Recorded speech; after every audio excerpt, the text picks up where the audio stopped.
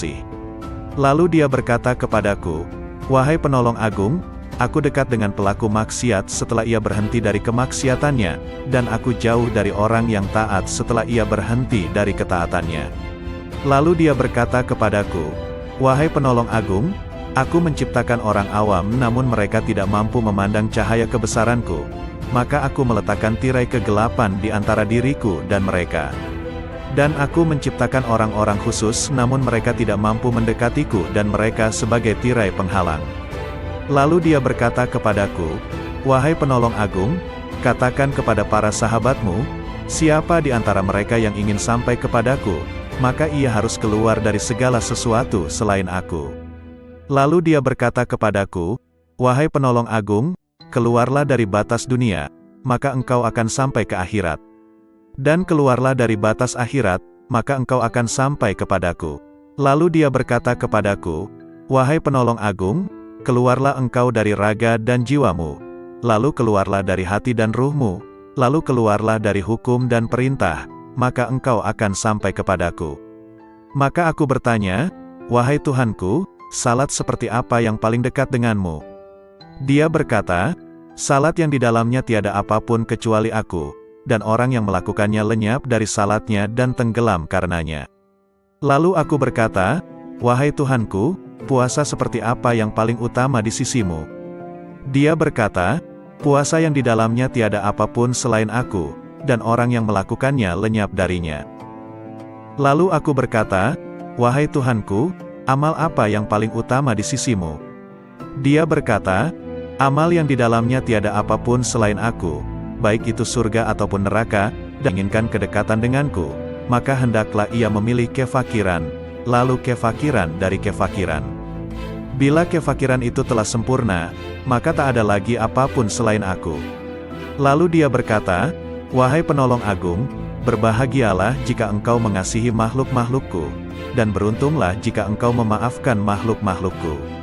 Lalu dia berkata kepadaku, "Wahai penolong agung, katakan kepada pencintamu dan sahabatmu, ambillah manfaat dari doa kaum fakir, karena mereka bersamaku dan aku bersama mereka." Lalu dia berkata kepadaku, "Wahai penolong agung, aku bersama segala sesuatu, tempat tinggalnya, pengawasnya, dan kepadaku tempat kembalinya." Lalu dia berkata kepadaku, "Wahai penolong agung, jangan peduli pada surga dan apa yang ada di sana, maka engkau akan melihat aku tanpa perantara. Dan jangan peduli pada neraka serta apa yang ada di sana, maka engkau akan melihat aku tanpa perantara." Lalu dia berkata kepadaku, "Wahai penolong agung, para penghuni surga disibukkan oleh surga, dan para penghuni neraka disibukkan olehku." Lalu dia berkata kepadaku, "Wahai penolong agung, sebagian penghuni surga berlindung dari kenikmatan, sebagaimana penghuni neraka berlindung dari jilatan api." Lalu dia berkata kepadaku, "Wahai penolong agung, barang siapa disibukkan dengan selain aku, maka temannya adalah sabuk pada hari kiamat." Lalu dia berkata kepadaku, "Wahai penolong agung, orang-orang yang dekat mencari pertolongan dari kedekatan, sebagaimana orang-orang yang jauh mencari pertolongan dari kejauhan." Lalu dia berkata kepadaku, "Wahai penolong agung, sesungguhnya aku memiliki hamba-hamba yang bukan nabi maupun rasul, yang kedudukan mereka tidak diketahui oleh siapapun dari penghuni dunia maupun penghuni akhirat, dari penghuni surga ataupun neraka, tidak juga malaikat Malik ataupun Ridwan, dan aku tidak menjadikan mereka untuk surga maupun untuk neraka, tidak untuk pahala ataupun siksa, tidak untuk bidadari, istana maupun pelayan-pelayan mudanya. Maka beruntunglah orang yang mempercayai mereka meski belum mengenal mereka." Lalu dia berkata kepadaku, "Wahai penolong agung, engkau adalah salah satu dari mereka. Dan di antara tanda-tanda mereka di dunia adalah tubuh-tubuh mereka terbakar karena sedikitnya makan dan minum, nafsu mereka telah hangus dari syahwat, hati mereka telah hangus dari pikiran dan perasaan buruk, ruh-ruh mereka juga telah hangus dari pandangan yang melalaikan. Mereka adalah pemilik keabadian yang terbakar oleh cahaya perjumpaan." Lalu dia berkata kepadaku, "Wahai penolong agung, bila seseorang yang haus datang kepadamu di hari yang amat panas, sedangkan engkau memiliki air dingin dan engkau sedang tidak membutuhkan air, jika engkau menahan air itu baginya, maka engkau adalah orang yang paling kikir. Bagaimana aku menolak mereka dari rahmatku, padahal aku telah menetapkan atas diriku, bahwa aku paling pengasih di antara yang mengasihi. Lalu dia berkata kepadaku, "Wahai penolong agung, tak seorang pun dari ahli maksiat yang jauh dariku, dan tak seorang pun dari ahli ketaatan yang dekat dariku." Lalu dia berkata kepadaku, "Wahai penolong agung, bila seseorang dekat kepadaku, maka ia adalah dari kalangan maksiat, karena ia merasa memiliki kekurangan dan penyesalan." Lalu dia berkata kepadaku, "Wahai penolong agung, merasa memiliki kekurangan merupakan sumber cahaya, dan mengagumi cahaya diri sendiri merupakan sumber kegelapan." Lalu dia berkata kepadaku, "Wahai penolong agung, ahli maksiat akan tertutupi oleh kemaksiatannya, dan ahli taat akan tertutupi oleh ketaatannya. Dan aku memiliki hamba-hamba selain mereka, yang tidak ditimpa kesedihan maksiat dan keresahan ketaatan." Lalu dia berkata kepadaku, "Wahai penolong agung, sampaikan kabar gembira kepada para pendosa tentang adanya keutamaan dan kemurahan, dan sampaikan berita kepada para pengagum diri sendiri tentang adanya keadilan dan pembalasan." Lalu dia berkata kepadaku, "Wahai penolong agung, ahli ketaatan selalu mengingat kenikmatan, dan ahli maksiat selalu mengingat yang maha pengasih." Lalu dia berkata kepadaku, "Wahai penolong agung, aku dekat dengan pelaku maksiat setelah ia berhenti dari kemaksiatannya, dan aku jauh dari orang yang taat setelah ia berhenti dari ketaatannya."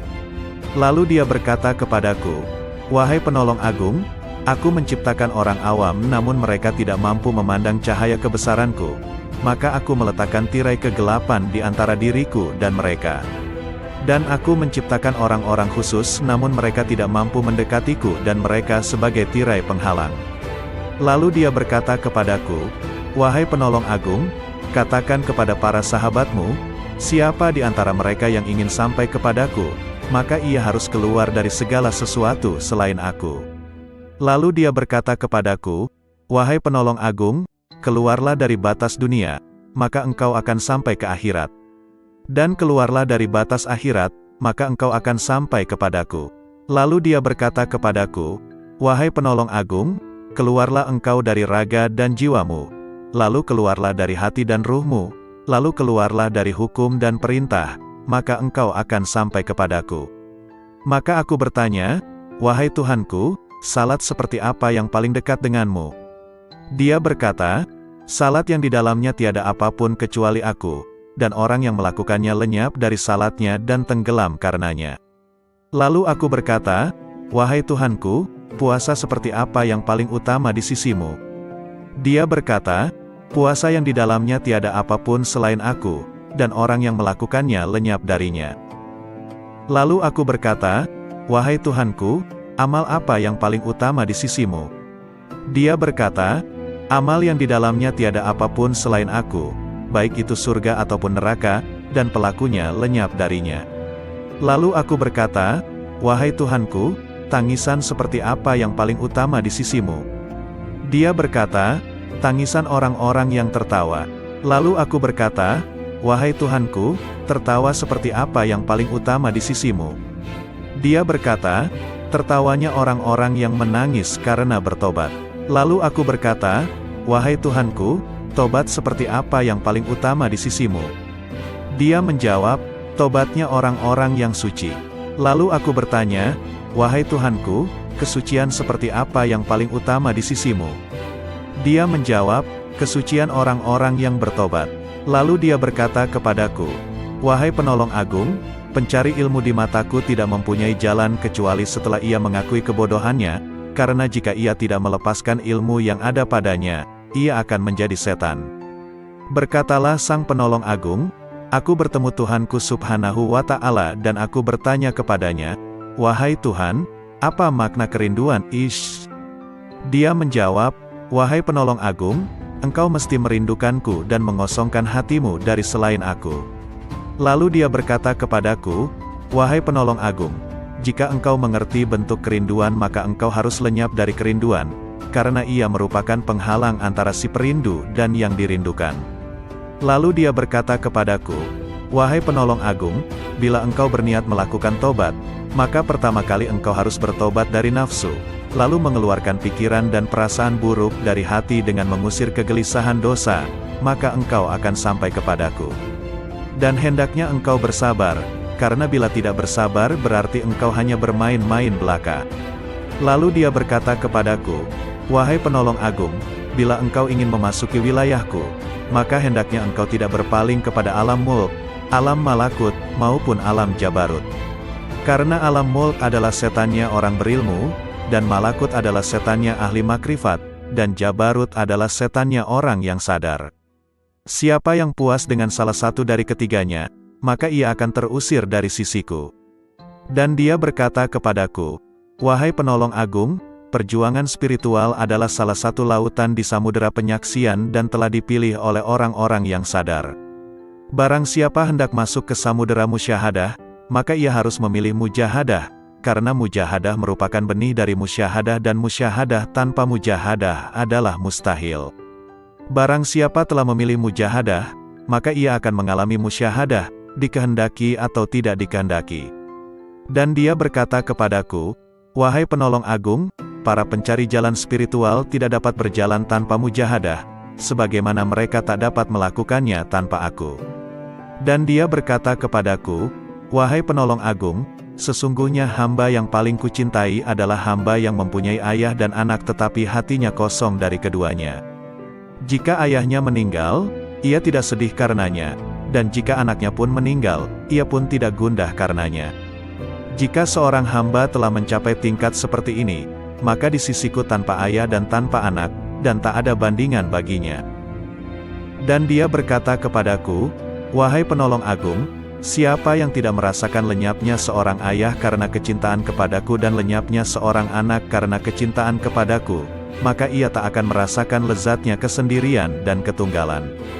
Dia juga berkata kepadaku, wahai penolong agung, bila engkau ingin memandangku di setiap tempat, maka engkau harus memilih hati resah yang kosong dari selain aku. Lalu aku bertanya, Tuhanku, apa ilmunya ilmu itu? Dia menjawab, ilmunya ilmu adalah ketidaktahuan akan ilmu. Dan dia berkata kepadaku, wahai penolong agung, berbahagialah seorang hamba yang hatinya condong kepada mujahadah, dan celakalah bagi hamba yang hatinya condong kepada syahwat. Lalu aku bertanya kepada Tuhanku subhanahu wa ta'ala tentang Miraj. Dia berkata, Miraj adalah naik meninggalkan segala sesuatu kecuali aku, dan kesempurnaan Miraj adalah pandangan tidak berpaling dan tidak pula melampauinya. Lalu dia berkata kepadaku, wahai penolong agung, tidak ada salat bagi orang yang tidak melakukan Miraj kepadaku. Lalu dia berkata kepadaku, wahai penolong agung, orang yang kehilangan salatnya adalah orang yang tidak Miraj kepadaku.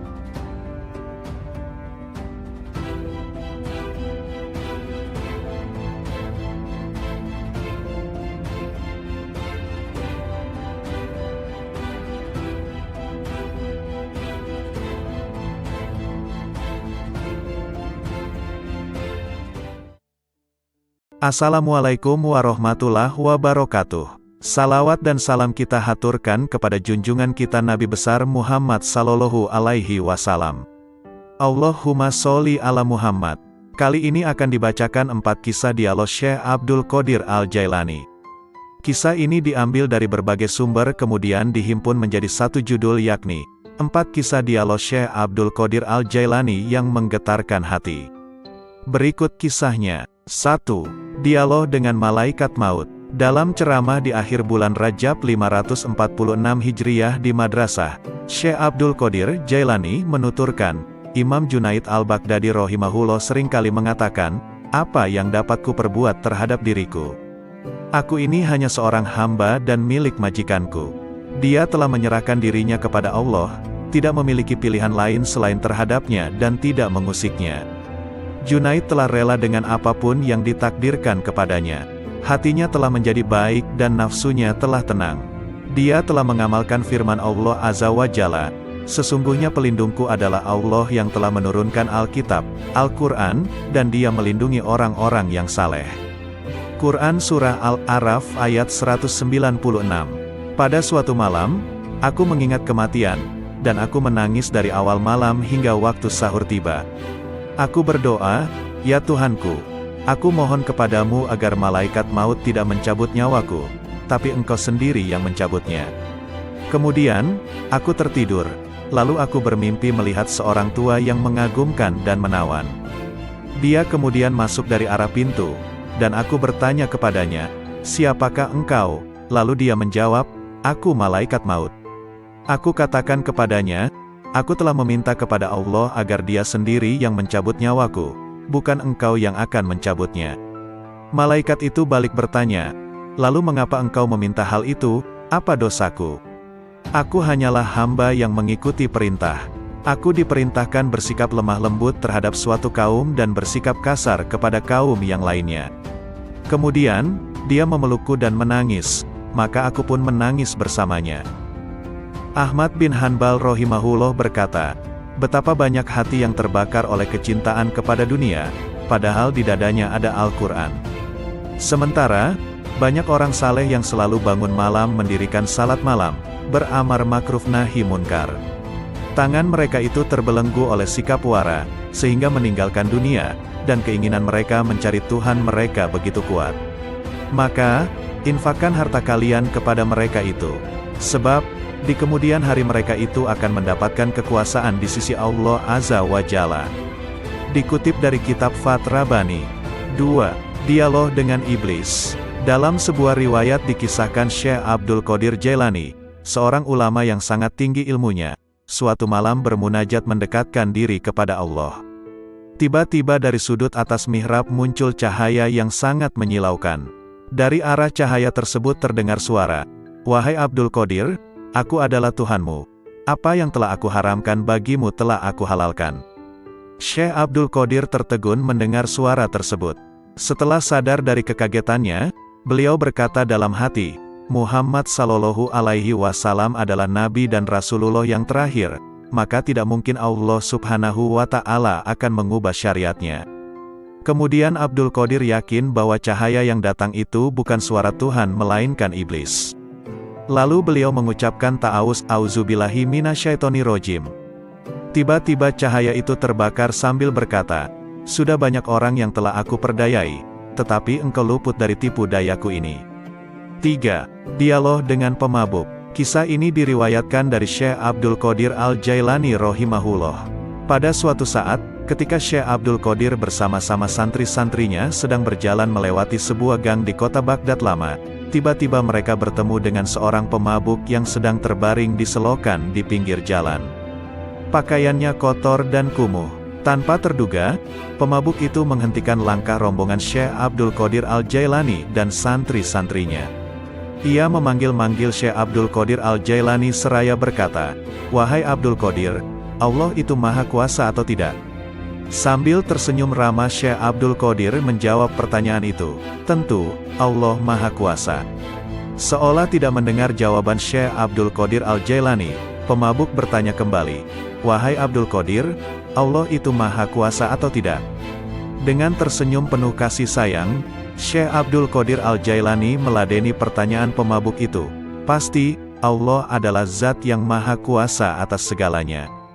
Untuk yang ketiga kalinya, pemabuk itu mengajukan pertanyaan yang sama. "Wahai Abdul Qadir, Allah itu maha kuasa atau tidak?" Di saat pertanyaan yang ketiga, tiba-tiba Syekh Abdul Qadir Al-Jailani menangis terseduh. Beliau bersujud kepada Allah lalu berkata, "Demi Allah wahai saudaraku, Allah itu maha kuasa, maha kuasa, maha kuasa." Setelah itu, Syekh Abdul Qadir Al-Jailani memerintahkan kepada santri-santrinya untuk membawa pemabuk itu ke pondok dan memandikannya. Mereka juga diperintahkan untuk memuliakan dan melayaninya dengan sebaik-baiknya. Melihat sikap dan tindakan gurunya, santri-santri itu terkejut dan penasaran. Akhirnya, mereka memberanikan diri untuk bertanya tentang rahasia di balik pertanyaan-pertanyaan pemabuk itu. Syekh Abdul Qadir Al-Jailani mendengar pertanyaan santri-santrinya dengan sabar penuh perhatian. Beliau lalu berkata, "Anak-anakku, maksud pertanyaan pertama pemabuk itu adalah, apakah Allah maha kuasa menerima taubatku atau tidak?" Maka aku jawab, "Tentu, Allah maha kuasa untuk menerima taubatmu." Sedangkan, maksud pertanyaan yang kedua adalah, apakah Allah maha kuasa menjadikanku berada pada kedudukanmu?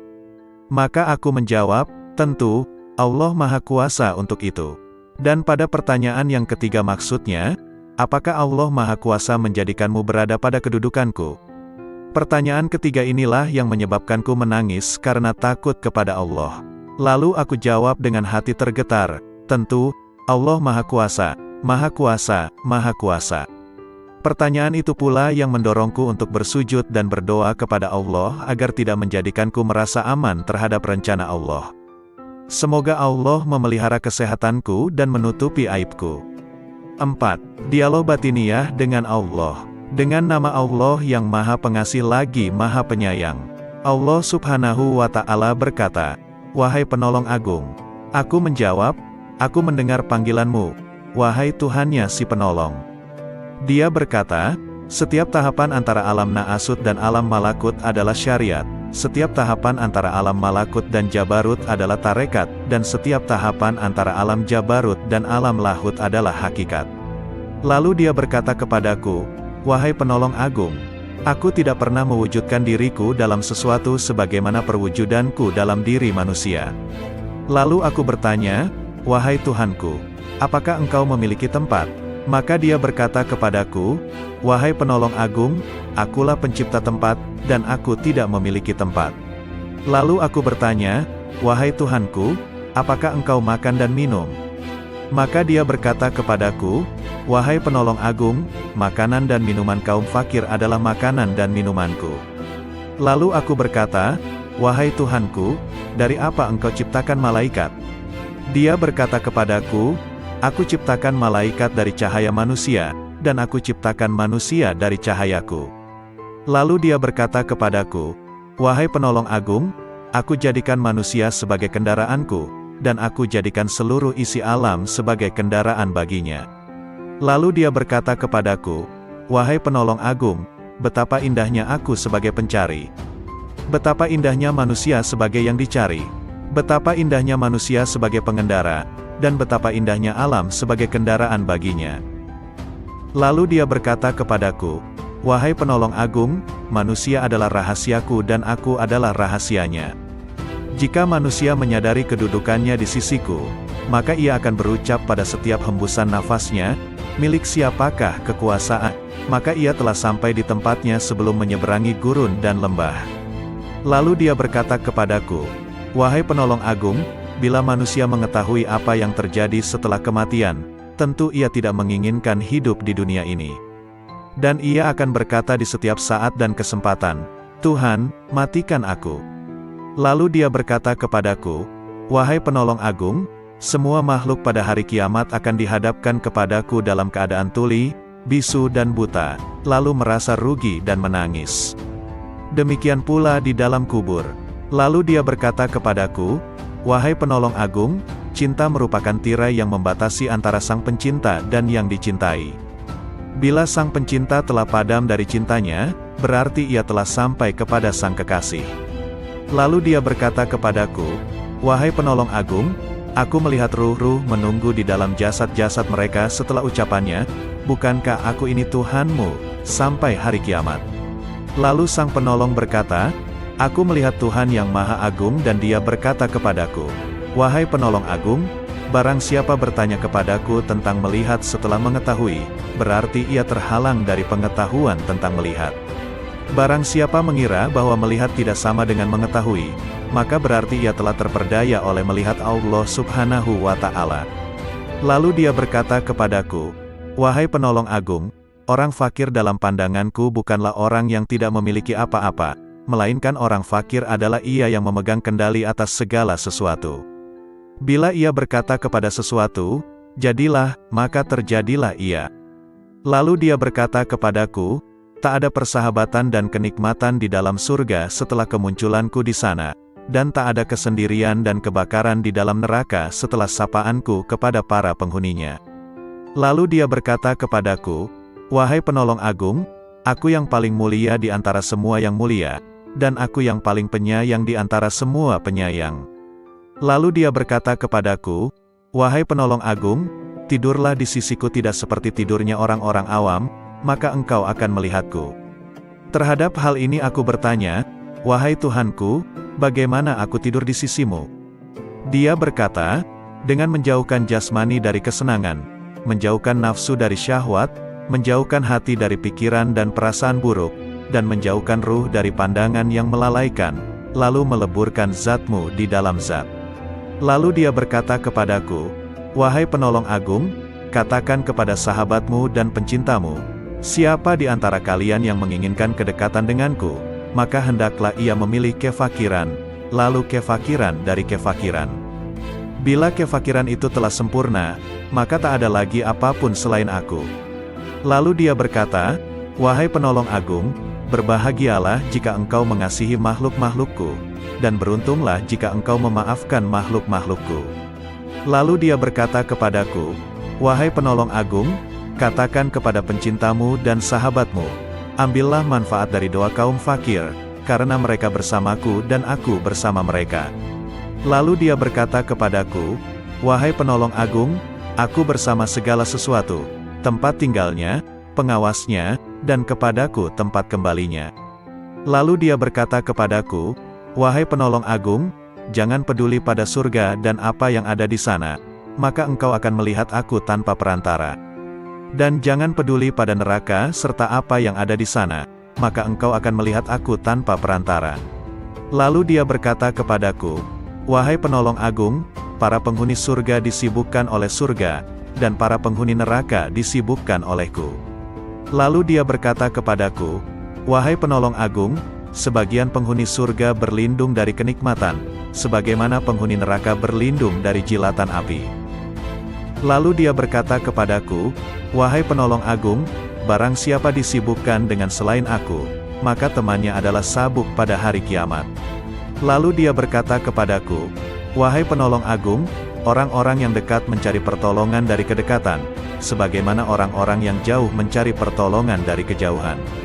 Lalu dia berkata kepadaku, "Wahai penolong agung, sesungguhnya aku memiliki hamba-hamba yang bukan nabi maupun rasul, yang kedudukan mereka tidak diketahui oleh siapapun dari penghuni dunia maupun penghuni akhirat, dari penghuni surga ataupun neraka, tidak juga malaikat Malik ataupun Ridwan, dan aku tidak menjadikan mereka untuk surga maupun untuk neraka, tidak untuk pahala ataupun siksa, tidak untuk bidadari, istana maupun pelayan-pelayan mudanya.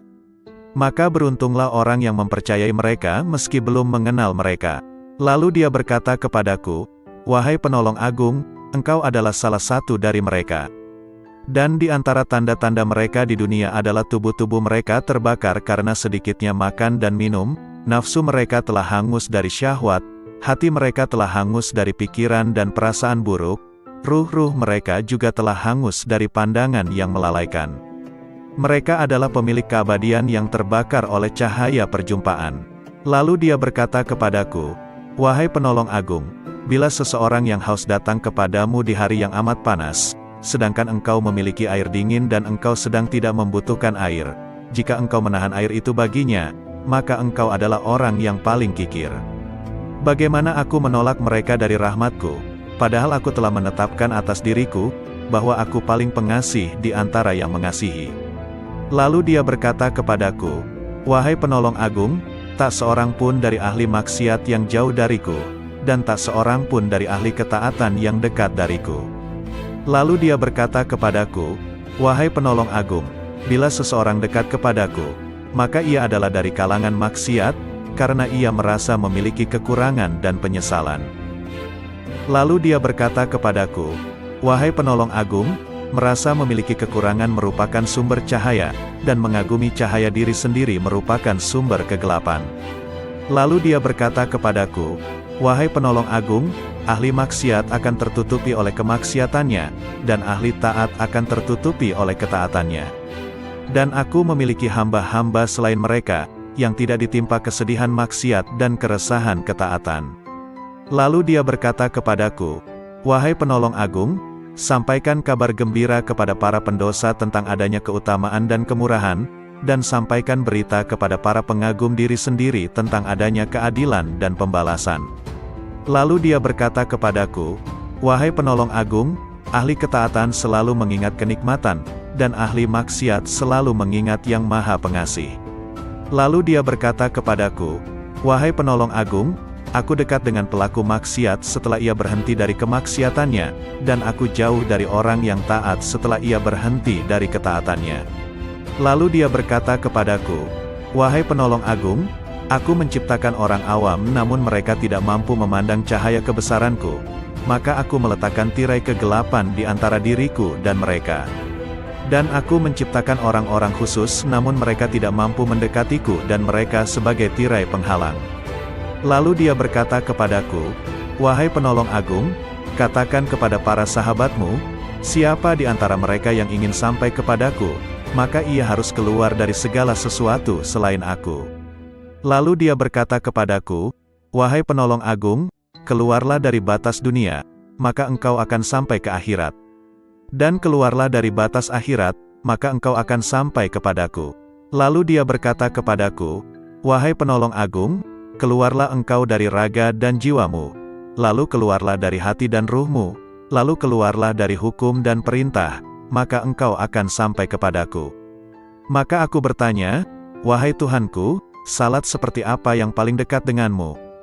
Dia berkata, salat yang di dalamnya tiada apapun kecuali aku, dan orang yang melakukannya lenyap dari salatnya dan tenggelam karenanya. Lalu aku berkata, wahai Tuhanku, puasa seperti apa yang paling utama di sisimu? Dia berkata, puasa yang di dalamnya tiada apapun selain aku, dan orang yang melakukannya lenyap darinya. Lalu aku berkata, wahai Tuhanku, amal apa yang paling utama di sisimu? Dia berkata, amal yang di dalamnya tiada apapun selain aku, baik itu surga ataupun neraka, dan pelakunya lenyap darinya. Lalu aku berkata, wahai Tuhanku, tangisan seperti apa yang paling utama di sisimu? Dia berkata, tangisan orang-orang yang tertawa. Lalu aku berkata, wahai Tuhanku, tertawa seperti apa yang paling utama di sisimu? Dia berkata, tertawanya orang-orang yang menangis karena bertobat. Lalu aku berkata, wahai Tuhanku, tobat seperti apa yang paling utama di sisimu? Dia menjawab, tobatnya orang-orang yang suci. Lalu aku bertanya, wahai Tuhanku, kesucian seperti apa yang paling utama di sisimu? Dia menjawab, kesucian orang-orang yang bertobat. Lalu dia berkata kepadaku, wahai penolong agung, pencari ilmu di mataku tidak mempunyai jalan kecuali setelah ia mengakui kebodohannya, karena jika ia tidak melepaskan ilmu yang ada padanya, ia akan menjadi setan. Berkatalah sang penolong agung, aku bertemu Tuhanku subhanahu wa ta'ala dan aku bertanya kepadanya, wahai Tuhan, apa makna kerinduan? Dia menjawab, wahai penolong agung, engkau mesti merindukanku dan mengosongkan hatimu dari selain aku. Lalu dia berkata kepadaku, wahai penolong agung, jika engkau mengerti bentuk kerinduan maka engkau harus lenyap dari kerinduan, karena ia merupakan penghalang antara si perindu dan yang dirindukan. Lalu dia berkata kepadaku, wahai penolong agung, bila engkau berniat melakukan tobat, maka pertama kali engkau harus bertobat dari nafsu, lalu mengeluarkan pikiran dan perasaan buruk dari hati dengan mengusir kegelisahan dosa, maka engkau akan sampai kepadaku. Dan hendaknya engkau bersabar, karena bila tidak bersabar berarti engkau hanya bermain-main belaka. Lalu dia berkata kepadaku, wahai penolong agung, bila engkau ingin memasuki wilayahku, maka hendaknya engkau tidak berpaling kepada alam mulk, alam malakut, maupun alam jabarut. Karena alam mulk adalah setannya orang berilmu, dan malakut adalah setannya ahli makrifat, dan jabarut adalah setannya orang yang sadar. Siapa yang puas dengan salah satu dari ketiganya, maka ia akan terusir dari sisiku. Dan dia berkata kepadaku, wahai penolong agung, perjuangan spiritual adalah salah satu lautan di samudera penyaksian dan telah dipilih oleh orang-orang yang sadar. Barang siapa hendak masuk ke samudera musyahadah, maka ia harus memilih mujahadah, karena mujahadah merupakan benih dari musyahadah dan musyahadah tanpa mujahadah adalah mustahil. Barang siapa telah memilih mujahadah, maka ia akan mengalami musyahadah, dikehendaki atau tidak dikehendaki. Dan dia berkata kepadaku, wahai penolong agung, para pencari jalan spiritual tidak dapat berjalan tanpa mujahadah, sebagaimana mereka tak dapat melakukannya tanpa aku. Dan dia berkata kepadaku, wahai penolong agung, sesungguhnya hamba yang paling kucintai adalah hamba yang mempunyai ayah dan anak tetapi hatinya kosong dari keduanya. Jika ayahnya meninggal, ia tidak sedih karenanya, dan jika anaknya pun meninggal, ia pun tidak gundah karenanya. Jika seorang hamba telah mencapai tingkat seperti ini, maka di sisiku tanpa ayah dan tanpa anak, dan tak ada bandingan baginya. Dan dia berkata kepadaku, "Wahai penolong agung, siapa yang tidak merasakan lenyapnya seorang ayah karena kecintaan kepadaku dan lenyapnya seorang anak karena kecintaan kepadaku, maka ia tak akan merasakan lezatnya kesendirian dan ketunggalan." Dia juga berkata kepadaku, "Wahai penolong agung, bila engkau ingin memandangku di setiap tempat, maka engkau harus memilih hati resah yang kosong dari selain aku." Lalu aku bertanya, "Tuhanku, apa ilmunya ilmu itu?" Dia menjawab, "Ilmunya ilmu adalah ketidaktahuan akan ilmu." Dan dia berkata kepadaku, "Wahai penolong agung, berbahagialah seorang hamba yang hatinya condong kepada mujahadah, dan celakalah bagi hamba yang hatinya condong kepada syahwat." Lalu aku bertanya kepada Tuhanku Subhanahu wa Ta'ala tentang Miraj. Dia berkata, "Miraj adalah naik meninggalkan segala sesuatu kecuali aku, dan kesempurnaan Miraj adalah pandangan tidak berpaling dan tidak pula melampauinya." Lalu dia berkata kepadaku, "Wahai penolong agung, tidak ada salat bagi orang yang tidak melakukan Miraj kepadaku." Lalu dia berkata kepadaku, "Wahai penolong agung, orang yang kehilangan salatnya adalah orang yang tidak Miraj kepadaku."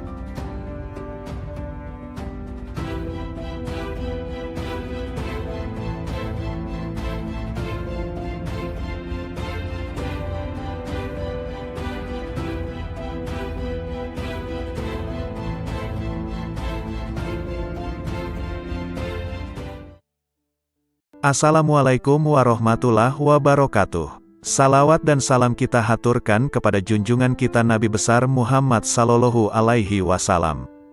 Allahumma sholli ala Muhammad.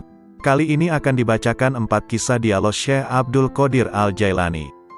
Kisah ini diambil dari berbagai sumber kemudian dihimpun menjadi satu judul yakni 4 kisah dialog Syekh Abdul Qadir Al-Jailani yang menggetarkan hati.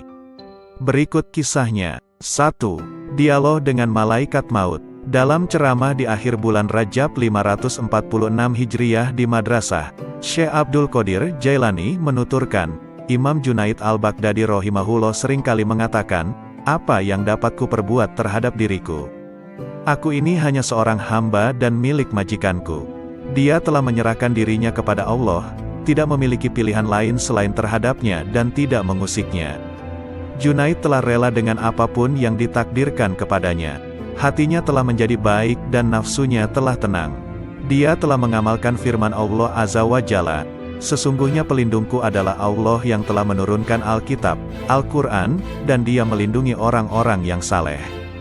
Quran Surah Al-A'raf ayat 196. Pada suatu malam, aku mengingat kematian, dan aku menangis dari awal malam hingga waktu sahur tiba. Aku berdoa, "Ya Tuhanku, aku mohon kepadamu agar malaikat maut tidak mencabut nyawaku, tapi Engkau sendiri yang mencabutnya." Kemudian, aku tertidur, lalu aku bermimpi melihat seorang tua yang mengagumkan dan menawan. Dia kemudian masuk dari arah pintu, dan aku bertanya kepadanya, "Siapakah engkau?" Lalu dia menjawab, "Aku malaikat maut." Aku katakan kepadanya, "Aku telah meminta kepada Allah agar Dia sendiri yang mencabut nyawaku, bukan engkau yang akan mencabutnya." Malaikat itu balik bertanya, "Lalu mengapa engkau meminta hal itu? Apa dosaku? Aku hanyalah hamba yang mengikuti perintah. Aku diperintahkan bersikap lemah lembut terhadap suatu kaum dan bersikap kasar kepada kaum yang lainnya." Kemudian, dia memelukku dan menangis, maka aku pun menangis bersamanya. Ahmad bin Hanbal rahimahullah berkata, betapa banyak hati yang terbakar oleh kecintaan kepada dunia, padahal di dadanya ada Al-Quran. Sementara, banyak orang saleh yang selalu bangun malam mendirikan salat malam, beramar makruf nahi munkar. Tangan mereka itu terbelenggu oleh sikap wara, sehingga meninggalkan dunia, dan keinginan mereka mencari Tuhan mereka begitu kuat. Maka, infakkan harta kalian kepada mereka itu. Sebab, di kemudian hari mereka itu akan mendapatkan kekuasaan di sisi Allah Azza wa Jalla. Dikutip dari kitab Fath Rabbani. 2. Dialog dengan Iblis. Dalam sebuah riwayat dikisahkan Syekh Abdul Qadir Jailani, seorang ulama yang sangat tinggi ilmunya, suatu malam bermunajat mendekatkan diri kepada Allah. Tiba-tiba dari sudut atas mihrab muncul cahaya yang sangat menyilaukan. Dari arah cahaya tersebut terdengar suara, "Wahai Abdul Qadir, aku adalah Tuhanmu. Apa yang telah aku haramkan bagimu telah aku halalkan." Syekh Abdul Qadir tertegun mendengar suara tersebut. Setelah sadar dari kekagetannya, beliau berkata dalam hati, Muhammad Sallallahu Alaihi Wasallam adalah Nabi dan Rasulullah yang terakhir, maka tidak mungkin Allah Subhanahu wa Ta'ala akan mengubah syariatnya. Kemudian Abdul Qadir yakin bahwa cahaya yang datang itu bukan suara Tuhan melainkan iblis. Lalu beliau mengucapkan ta'awuz, auzubillahi minasyaitonirrajim. Tiba-tiba cahaya itu terbakar sambil berkata, "Sudah banyak orang yang telah aku perdayai, tetapi engkau luput dari tipu dayaku ini." 3. Dialog dengan pemabuk. Kisah ini diriwayatkan dari Syekh Abdul Qadir Al-Jailani rahimahullah. Pada suatu saat, ketika Syekh Abdul Qadir bersama-sama santri-santrinya sedang berjalan melewati sebuah gang di kota Baghdad lama, tiba-tiba mereka bertemu dengan seorang pemabuk yang sedang terbaring di selokan di pinggir jalan. Pakaiannya kotor dan kumuh. Tanpa terduga, pemabuk itu menghentikan langkah rombongan Syekh Abdul Qadir Al-Jailani dan santri-santrinya. Ia memanggil-manggil Syekh Abdul Qadir Al-Jailani seraya berkata, "Wahai Abdul Qadir, Allah itu maha kuasa atau tidak?" Sambil tersenyum ramah Syekh Abdul Qadir menjawab pertanyaan itu, "Tentu, Allah maha kuasa." Seolah tidak mendengar jawaban Syekh Abdul Qadir Al-Jailani, pemabuk bertanya kembali, "Wahai Abdul Qadir, Allah itu maha kuasa atau tidak?" Dengan tersenyum penuh kasih sayang, Syekh Abdul Qadir Al-Jailani meladeni pertanyaan pemabuk itu. "Pasti, Allah adalah zat yang maha kuasa atas segalanya." Untuk yang ketiga kalinya, pemabuk itu mengajukan pertanyaan yang sama, "Wahai Abdul Qadir, Allah itu maha kuasa atau tidak?" Di saat pertanyaan yang ketiga, tiba-tiba Syekh Abdul Qadir Al-Jailani menangis terseduh. Beliau bersujud kepada Allah lalu berkata, "Demi Allah wahai saudaraku, Allah itu maha kuasa, maha kuasa, maha kuasa." Setelah itu, Syekh Abdul Qadir Al-Jailani memerintahkan kepada santri-santrinya untuk membawa pemabuk itu ke pondok dan memandikannya. Mereka juga diperintahkan untuk memuliakan dan melayaninya dengan sebaik-baiknya. Melihat sikap dan tindakan gurunya, santri-santri itu terkejut dan penasaran.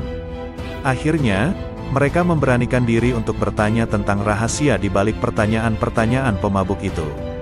Syekh Abdul Qadir Al-Jailani mendengar pertanyaan santri-santrinya dengan sabar penuh perhatian. Beliau lalu berkata, "Anak-anakku, maksud pertanyaan pertama pemabuk itu adalah, apakah Allah maha kuasa menerima taubatku atau tidak?"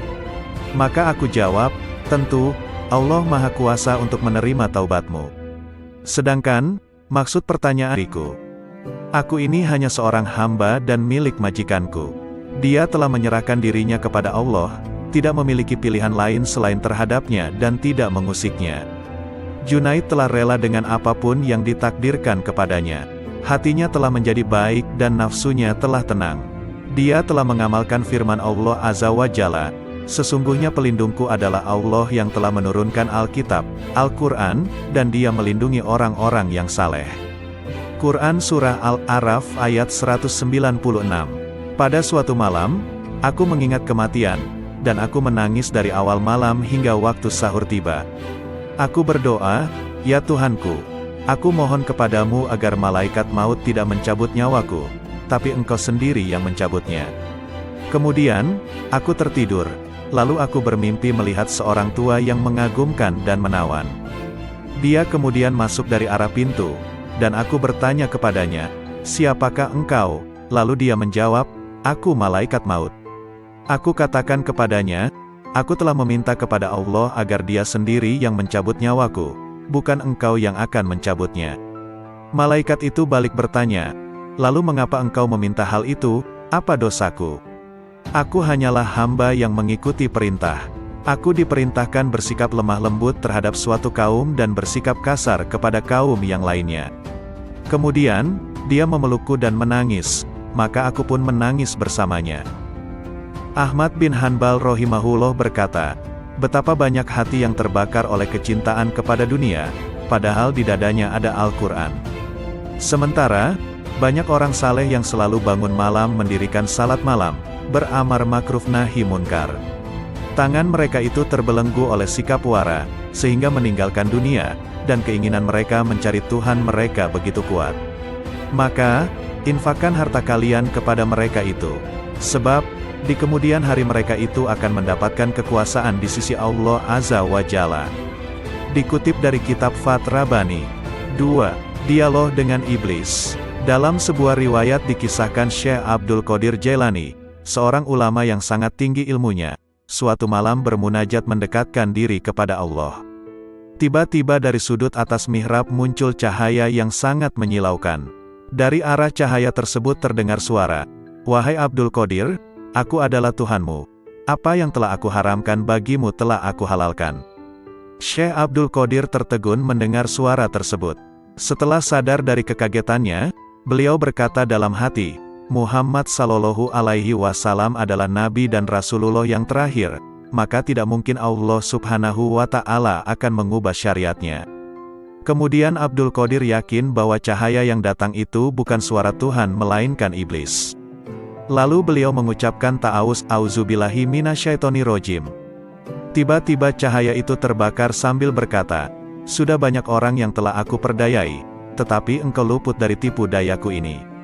3. Dialog dengan pemabuk. Kisah ini diriwayatkan dari Syekh Abdul Qadir Al-Jailani rahimahullah. Pada suatu saat, ketika Syekh Abdul Qadir bersama-sama santri-santrinya sedang berjalan melewati sebuah gang di kota Baghdad lama, tiba-tiba mereka bertemu dengan seorang pemabuk yang sedang terbaring di selokan di pinggir jalan. Pakaiannya kotor dan kumuh. Tanpa terduga, pemabuk itu menghentikan langkah rombongan Syekh Abdul Qadir Al-Jailani dan santri-santrinya. Ia memanggil-manggil Syekh Abdul Qadir Al-Jailani seraya berkata, "Wahai Abdul Qadir, Allah itu maha kuasa atau tidak?" Sambil tersenyum ramah Syekh Abdul Qadir menjawab pertanyaan itu, "Tentu, Allah maha kuasa." Seolah tidak mendengar jawaban Syekh Abdul Qadir Al-Jailani, pemabuk bertanya kembali, "Wahai Abdul Qadir, Allah itu maha kuasa atau tidak?" Dengan tersenyum penuh kasih sayang, Syekh Abdul Qadir Al-Jailani meladeni pertanyaan pemabuk itu. Pasti, Allah adalah zat yang maha kuasa atas segalanya. Untuk yang ketiga kalinya, pemabuk itu mengajukan pertanyaan yang sama. Wahai Abdul Qadir, Allah itu maha kuasa atau tidak? Di saat pertanyaan yang ketiga, tiba-tiba Syekh Abdul Qadir Al-Jailani menangis terseduh. Beliau bersujud kepada Allah lalu berkata, "Demi Allah wahai saudaraku, Allah itu maha kuasa, maha kuasa, maha kuasa." Setelah itu, Syekh Abdul Qadir Al-Jailani memerintahkan kepada santri-santrinya untuk membawa pemabuk itu ke pondok dan memandikannya. Mereka juga diperintahkan untuk memuliakan dan melayaninya dengan sebaik-baiknya. Melihat sikap dan tindakan gurunya, santri-santri itu terkejut dan penasaran. Akhirnya, mereka memberanikan diri untuk bertanya tentang rahasia di balik pertanyaan-pertanyaan pemabuk itu. Syekh Abdul Qadir Al-Jailani mendengar pertanyaan santri-santrinya dengan sabar penuh perhatian. Beliau lalu berkata, "Anak-anakku, maksud pertanyaan pertama pemabuk itu adalah, apakah Allah maha kuasa menerima taubatku atau tidak?" Maka aku jawab, "Tentu, Allah maha kuasa untuk menerima taubatmu." Sedangkan, maksud pertanyaan yang kedua adalah, apakah Allah maha kuasa menjadikanku berada pada kedudukanmu? Maka aku menjawab, tentu, Allah maha kuasa untuk itu. Dan pada pertanyaan yang ketiga maksudnya, apakah Allah maha kuasa menjadikanmu berada pada kedudukanku? Pertanyaan ketiga inilah yang menyebabkanku menangis karena takut kepada Allah. Lalu aku jawab dengan hati tergetar, tentu, Allah maha kuasa, maha kuasa, maha kuasa. Pertanyaan itu pula yang mendorongku untuk bersujud dan berdoa kepada Allah agar tidak menjadikanku merasa aman terhadap rencana Allah. Semoga Allah memelihara kesehatanku dan menutupi aibku. 4. Dialog batiniyah dengan Allah. Dengan nama Allah yang maha pengasih lagi maha penyayang. Allah Subhanahu wa Ta'ala berkata, "Wahai penolong agung." Aku menjawab, Aku mendengar panggilanmu, wahai Tuhannya si penolong. Dia berkata, setiap tahapan antara alam Naasut dan alam Malakut adalah syariat, setiap tahapan antara alam Malakut dan Jabarut adalah tarekat, dan setiap tahapan antara alam Jabarut dan alam Lahut adalah hakikat. Lalu dia berkata kepadaku, wahai penolong agung, aku tidak pernah mewujudkan diriku dalam sesuatu sebagaimana perwujudanku dalam diri manusia. Lalu aku bertanya, wahai Tuhanku, apakah engkau memiliki tempat? Maka dia berkata kepadaku, wahai penolong agung, akulah pencipta tempat, dan aku tidak memiliki tempat. Lalu aku bertanya, wahai Tuhanku, apakah engkau makan dan minum? Maka dia berkata kepadaku, wahai penolong agung, makanan dan minuman kaum fakir adalah makanan dan minumanku. Lalu aku berkata, wahai Tuhanku, dari apa engkau ciptakan malaikat? Dia berkata kepadaku, aku ciptakan malaikat dari cahaya manusia, dan aku ciptakan manusia dari cahayaku. Lalu dia berkata kepadaku, wahai penolong agung, aku jadikan manusia sebagai kendaraanku, dan aku jadikan seluruh isi alam sebagai kendaraan baginya. Lalu dia berkata kepadaku, wahai penolong agung, betapa indahnya aku sebagai pencari. Betapa indahnya manusia sebagai yang dicari. Betapa indahnya manusia sebagai pengendara, dan betapa indahnya alam sebagai kendaraan baginya. Lalu dia berkata kepadaku, wahai penolong agung, manusia adalah rahasiaku dan aku adalah rahasianya. Jika manusia menyadari kedudukannya di sisiku, maka ia akan berucap pada setiap hembusan nafasnya, milik siapakah kekuasaan pada hari ini? Lalu dia berkata kepadaku, wahai penolong agung, tidaklah manusia makan sesuatu, atau minum sesuatu, dan tidaklah ia berdiri atau duduk, berbicara atau diam. Tidak pula ia melakukan suatu perbuatan, menuju sesuatu atau menjauhi sesuatu, kecuali aku ada di situ, bersemayam dalam dirinya dan menggerakkannya. Lalu dia berkata kepadaku, wahai penolong agung, tubuh manusia, jiwanya, hatinya, ruhnya, pendengarannya, penglihatannya, tangannya, kakinya, dan lidahnya, semua itu aku persembahkan kepadanya oleh diriku, untuk diriku. Dia tak lain adalah aku, dan aku bukanlah selain dia. Lalu dia berkata kepadaku, wahai penolong agung, jika engkau melihat seseorang terbakar oleh api kefakiran dan hancur karena banyaknya kebutuhan, maka dekatilah ia, karena tidak ada penghalang antara diriku dan dirinya. Lalu dia berkata kepadaku, wahai penolong agung, janganlah engkau makan sesuatu atau minum sesuatu dan janganlah engkau tidur, kecuali dengan kehadiran hati yang sadar dan mata yang awas. Lalu dia berkata kepadaku, wahai penolong agung, barang siapa terhalang dari perjalananku di dalam batin, maka ia akan diuji dengan perjalanan lahir, dan ia tidak akan semakin dekat dariku melainkan justru semakin menjauh dalam perjalanan batin. Lalu dia berkata kepadaku, wahai penolong agung, kemanunggalan ruhani merupakan keadaan yang tak dapat diungkapkan dengan kata-kata. Siapa yang percaya dengannya sebelum mengalaminya sendiri, maka ia telah kafir.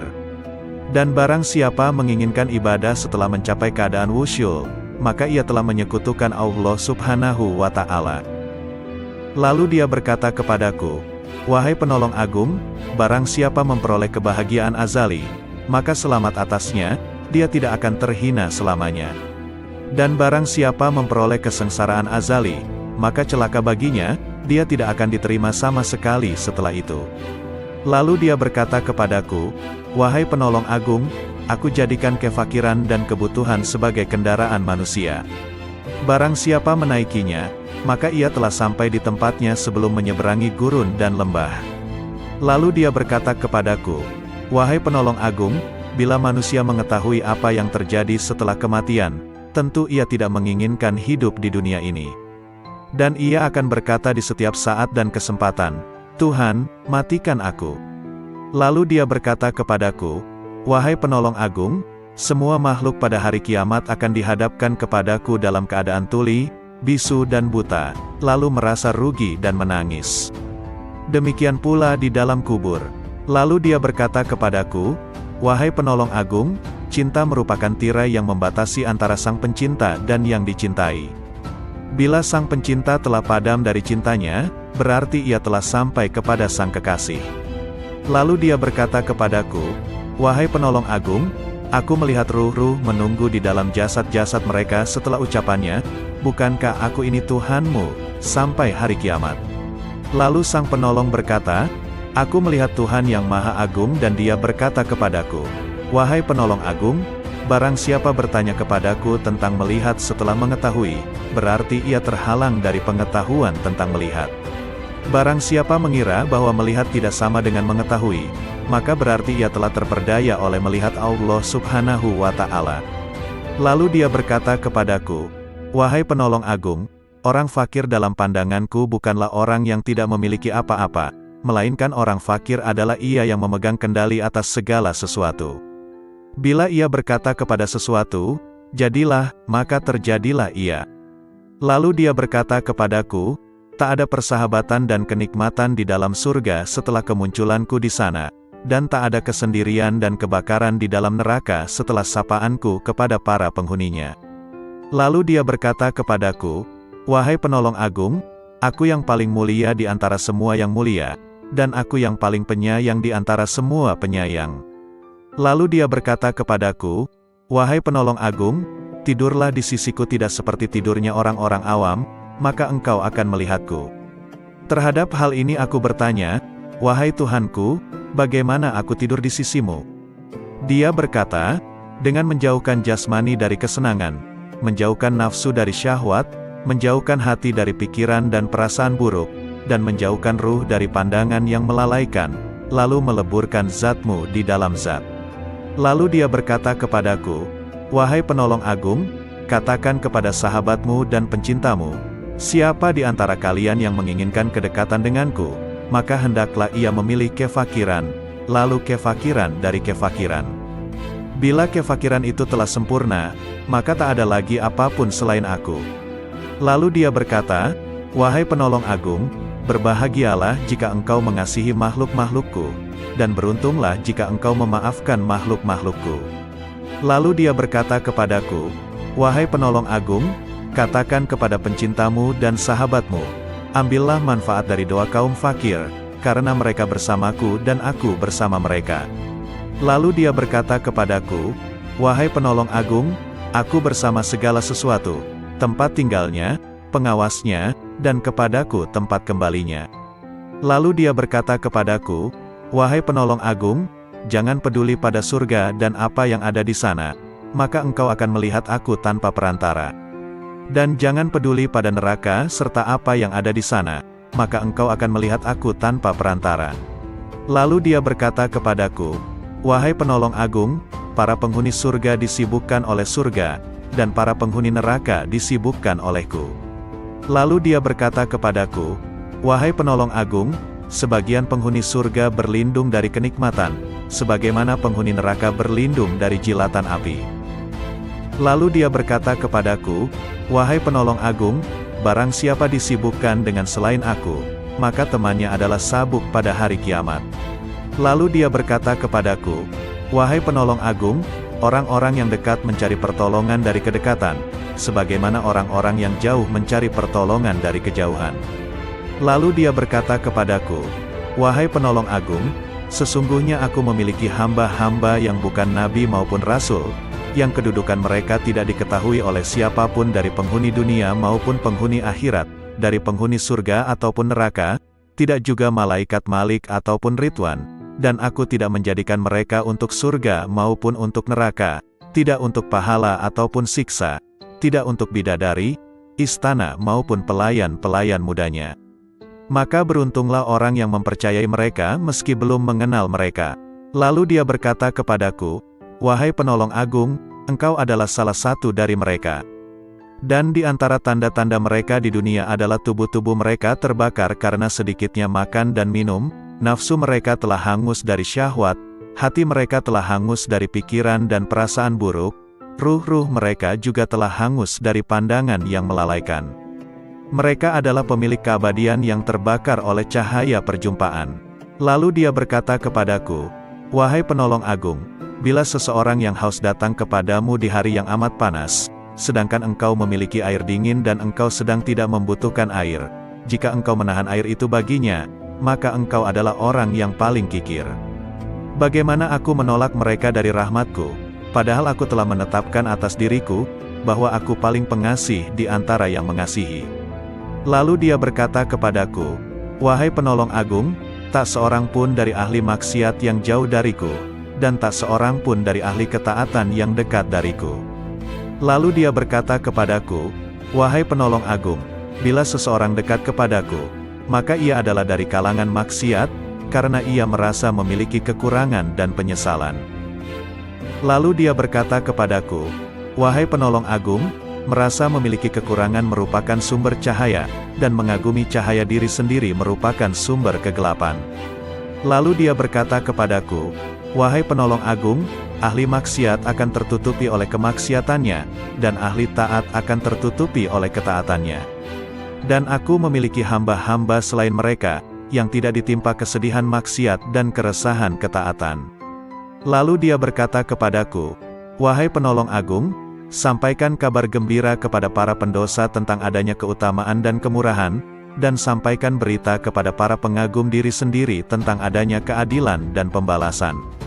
Lalu dia berkata kepadaku, wahai penolong agung, ahli ketaatan selalu mengingat kenikmatan, dan ahli maksiat selalu mengingat yang maha pengasih. Lalu dia berkata kepadaku, wahai penolong agung, aku dekat dengan pelaku maksiat setelah ia berhenti dari kemaksiatannya, dan aku jauh dari orang yang taat setelah ia berhenti dari ketaatannya. Lalu dia berkata kepadaku, wahai penolong agung, aku menciptakan orang awam namun mereka tidak mampu memandang cahaya kebesaranku, maka aku meletakkan tirai kegelapan di antara diriku dan mereka. Dan aku menciptakan orang-orang khusus namun mereka tidak mampu mendekatiku dan mereka sebagai tirai penghalang.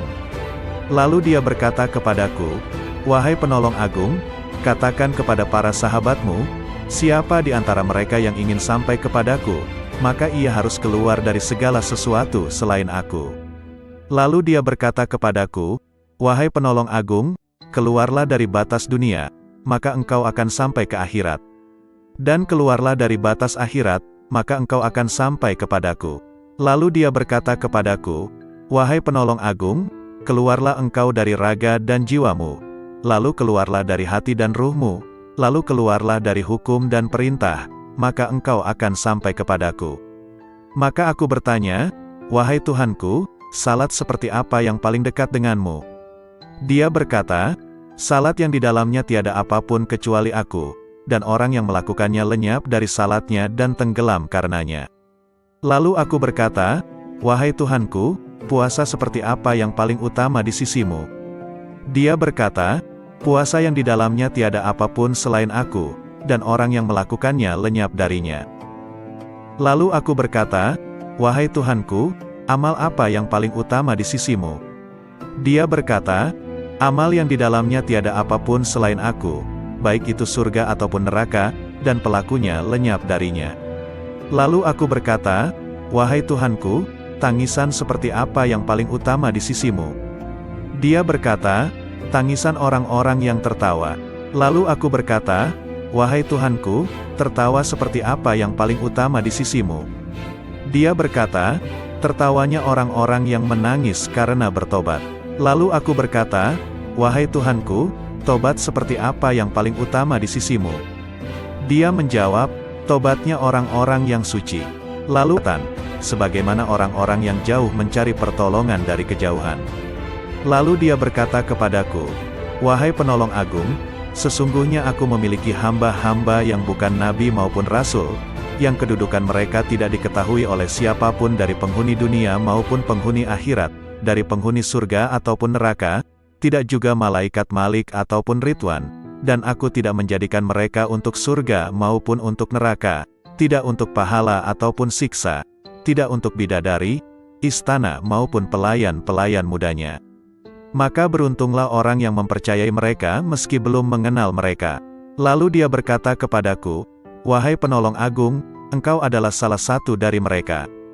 Dan di antara tanda-tanda mereka di dunia adalah tubuh-tubuh mereka terbakar karena sedikitnya makan dan minum, nafsu mereka telah hangus dari syahwat, hati mereka telah hangus dari pikiran dan perasaan buruk, ruh-ruh mereka juga telah hangus dari pandangan yang melalaikan. Mereka adalah pemilik keabadian yang terbakar oleh cahaya perjumpaan. Lalu dia berkata kepadaku, "Wahai penolong agung, bila seseorang yang haus datang kepadamu di hari yang amat panas, sedangkan engkau memiliki air dingin dan engkau sedang tidak membutuhkan air, jika engkau menahan air itu baginya, maka engkau adalah orang yang paling kikir. Bagaimana aku menolak mereka dari rahmatku, padahal aku telah menetapkan atas diriku, bahwa aku paling pengasih di antara yang mengasihi."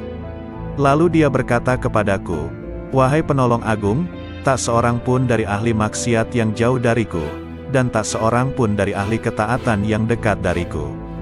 Lalu dia berkata kepadaku, "Wahai penolong agung, bila seseorang dekat kepadaku, maka ia adalah dari kalangan maksiat, karena ia merasa memiliki kekurangan dan penyesalan." Lalu dia berkata kepadaku, "Wahai penolong agung, merasa memiliki kekurangan merupakan sumber cahaya, dan mengagumi cahaya diri sendiri merupakan sumber kegelapan." Lalu dia berkata kepadaku, "Wahai penolong agung, ahli maksiat akan tertutupi oleh kemaksiatannya, dan ahli taat akan tertutupi oleh ketaatannya. Dan aku memiliki hamba-hamba selain mereka, yang tidak ditimpa kesedihan maksiat dan keresahan ketaatan." Lalu dia berkata kepadaku, "Wahai penolong agung, sampaikan kabar gembira kepada para pendosa tentang adanya keutamaan dan kemurahan, dan sampaikan berita kepada para pengagum diri sendiri tentang adanya keadilan dan pembalasan." Lalu dia berkata kepadaku, "Wahai penolong agung, ahli ketaatan selalu mengingat kenikmatan, dan ahli maksiat selalu mengingat yang maha pengasih." Lalu dia berkata kepadaku, "Wahai penolong agung, aku dekat dengan pelaku maksiat setelah ia berhenti dari kemaksiatannya, dan aku jauh dari orang yang taat setelah ia berhenti dari ketaatannya." Lalu dia berkata kepadaku, "Wahai penolong agung, aku menciptakan orang awam namun mereka tidak mampu memandang cahaya kebesaranku, maka aku meletakkan tirai kegelapan di antara diriku dan mereka. Dan aku menciptakan orang-orang khusus namun mereka tidak mampu mendekatiku dan mereka sebagai tirai penghalang." Lalu dia berkata kepadaku, "Wahai penolong agung, katakan kepada para sahabatmu, siapa di antara mereka yang ingin sampai kepadaku, maka ia harus keluar dari segala sesuatu selain aku." Lalu dia berkata kepadaku, "Wahai penolong agung, keluarlah dari batas dunia, maka engkau akan sampai ke akhirat. Dan keluarlah dari batas akhirat, maka engkau akan sampai kepadaku." Lalu dia berkata kepadaku, "Wahai penolong agung, keluarlah engkau dari raga dan jiwamu, lalu keluarlah dari hati dan ruhmu, lalu keluarlah dari hukum dan perintah, maka engkau akan sampai kepadaku." Maka aku bertanya, "Wahai Tuhanku, salat seperti apa yang paling dekat denganmu?" Dia berkata, "Salat yang di dalamnya tiada apapun kecuali aku, dan orang yang melakukannya lenyap dari salatnya dan tenggelam karenanya." Lalu aku berkata, "Wahai Tuhanku, puasa seperti apa yang paling utama di sisimu?" Dia berkata, "Puasa yang di dalamnya tiada apapun selain aku, dan orang yang melakukannya lenyap darinya." Lalu aku berkata, "Wahai Tuhanku, amal apa yang paling utama di sisimu?" Dia berkata, "Amal yang di dalamnya tiada apapun selain aku, baik itu surga ataupun neraka, dan pelakunya lenyap darinya." Lalu aku berkata, "Wahai Tuhanku, tangisan seperti apa yang paling utama di sisimu?" Dia berkata, "Tangisan orang-orang yang tertawa." Lalu aku berkata, "Wahai Tuhanku, tertawa seperti apa yang paling utama di sisimu?" Dia berkata, "Tertawanya orang-orang yang menangis karena bertobat." Lalu aku berkata, "Wahai Tuhanku, tobat seperti apa yang paling utama di sisimu?" Dia menjawab, "Tobatnya orang-orang yang suci." Lalu aku bertanya, "Wahai Tuhanku, kesucian seperti apa yang paling utama di sisimu?" Dia menjawab, "Kesucian orang-orang yang bertobat." Lalu dia berkata kepadaku, "Wahai penolong agung, pencari ilmu di mataku tidak mempunyai jalan kecuali setelah ia mengakui kebodohannya, karena jika ia tidak melepaskan ilmu yang ada padanya, ia akan menjadi setan." Berkatalah sang penolong agung, "Aku bertemu Tuhanku subhanahu wa ta'ala dan aku bertanya kepadanya, 'Wahai Tuhan, apa makna kerinduan?' Dia menjawab, 'Wahai penolong agung, engkau mesti merindukanku dan mengosongkan hatimu dari selain aku.'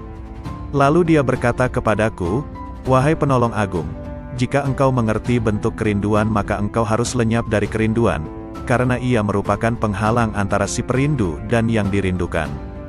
Lalu dia berkata kepadaku, wahai penolong agung, bila engkau berniat melakukan tobat, maka pertama kali engkau harus bertobat dari nafsu, lalu mengeluarkan pikiran dan perasaan buruk dari hati dengan mengusir kegelisahan dosa, maka engkau akan sampai kepadaku. Dan hendaknya engkau bersabar, karena bila tidak bersabar berarti engkau hanya bermain-main belaka. Lalu dia berkata kepadaku, wahai penolong agung, bila engkau ingin memasuki wilayahku, maka hendaknya engkau tidak berpaling kepada alam mulk, alam malakut, maupun alam jabarut. Karena alam mulk adalah setannya orang berilmu, dan malakut adalah setannya ahli makrifat, dan jabarut adalah setannya orang yang sadar. Siapa yang puas dengan salah satu dari ketiganya, maka ia akan terusir dari sisiku. Dan dia berkata kepadaku, wahai penolong agung, perjuangan spiritual adalah salah satu lautan di samudera penyaksian dan telah dipilih oleh orang-orang yang sadar. Barang siapa hendak masuk ke samudera musyahadah, maka ia harus memilih mujahadah, karena mujahadah merupakan benih dari musyahadah dan musyahadah tanpa mujahadah adalah mustahil. Barang siapa telah memilih mujahadah, maka ia akan mengalami musyahadah, dikehendaki atau tidak dikehendaki. Dan dia berkata kepadaku, wahai penolong agung, para pencari jalan spiritual tidak dapat berjalan tanpa mujahadah, sebagaimana mereka tak dapat melakukannya tanpa aku. Dan dia berkata kepadaku, wahai penolong agung, sesungguhnya hamba yang paling kucintai adalah hamba yang mempunyai ayah dan anak tetapi hatinya kosong dari keduanya. Jika ayahnya meninggal, ia tidak sedih karenanya, dan jika anaknya pun meninggal, ia pun tidak gundah karenanya. Jika seorang hamba telah mencapai tingkat seperti ini, maka di sisiku tanpa ayah dan tanpa anak, dan tak ada bandingan baginya.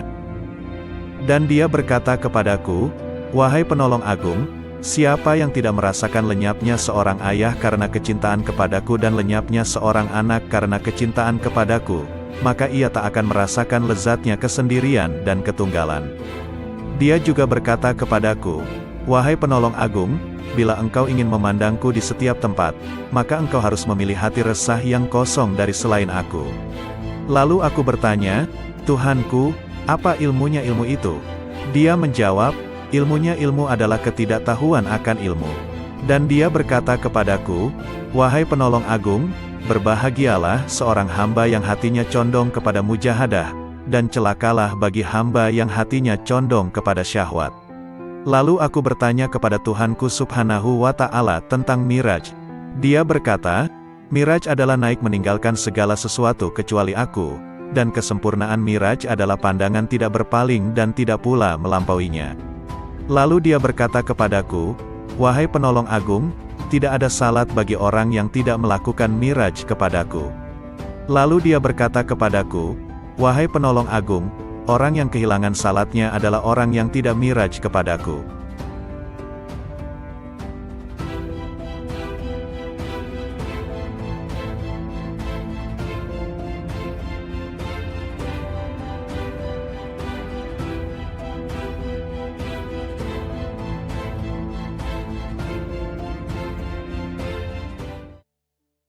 Assalamualaikum warahmatullahi wabarakatuh. Salawat dan salam kita haturkan kepada junjungan kita Nabi besar Muhammad sallallahu alaihi wasallam.